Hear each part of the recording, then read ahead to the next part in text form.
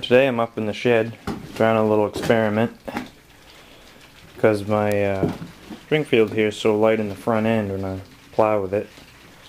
I don't use it very often, but when I do, the front end likes to hop up because it's so light. So I have an idea. All it is a funnel, piece of fuel line. I took out the valve stem. These are both tires I'm going to be using have inner tubes in them, and I got some washer fluid.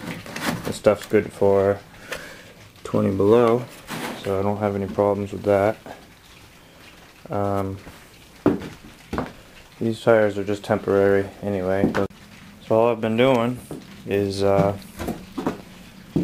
pouring it very slowly. It gets the air out,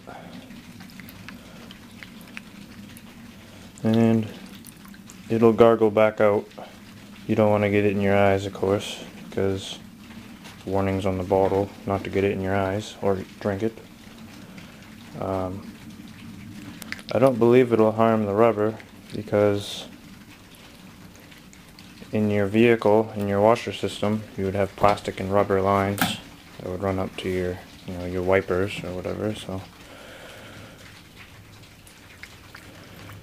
And so far, I got 2 gallons worth of this, so I've almost put a half gallon into this one. I've been filling it a little bit before I started taping, just to make sure it was going to work, because I wasn't even entirely sure myself.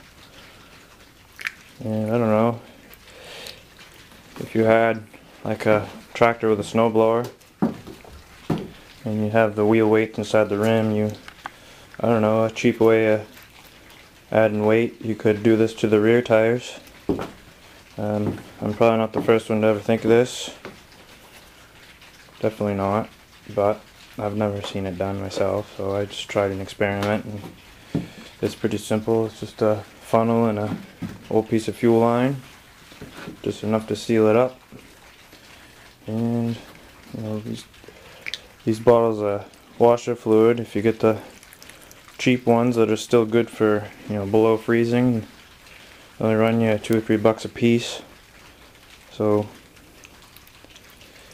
it's very time consuming filling it, because it's got to burp and get the air out of the system. But once I put in the amount I want, I'll just cap the plug back off, and you can hear the air coming back out. I'll put the valve stem back in, and pump it up with some air, a little bit. It's already considerably heavier, so a gallon of this probably weighs like 8 pounds or so. So yeah, that's easy weight, and it doesn't wear against your bearings. It doesn't wear on your tractor itself,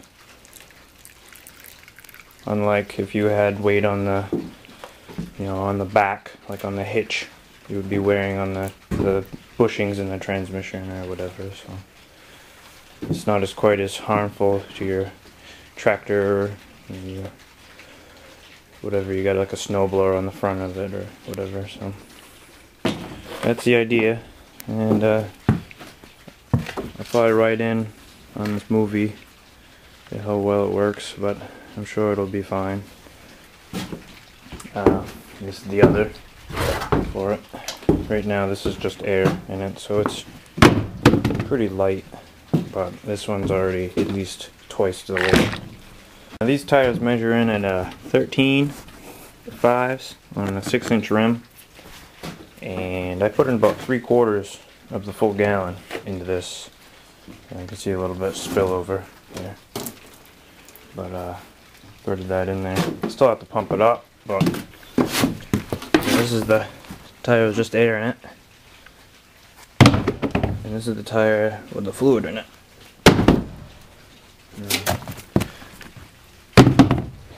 It's at least 2 to 3 times heavier. This is all floppy, light, and that's filled. So, like I said, a cheap way to get away with adding a little extra weight to your tractor for traction purposes, or like this one, so the front end doesn't pop up quite so easy. You know, they do it on bigger tractors with calcium or solid filled tires are very heavy, but those also cost you money and someone has to do it for you. So I'm sure you do the calcium yourself, but why? And there's probably quicker ways of doing this, but like I said, the cheap way out of it, you know, that worked just fine for me, and it might work for you too. So anyways, I gotta do the other one and slap her together and should be done. Alright, have a good one.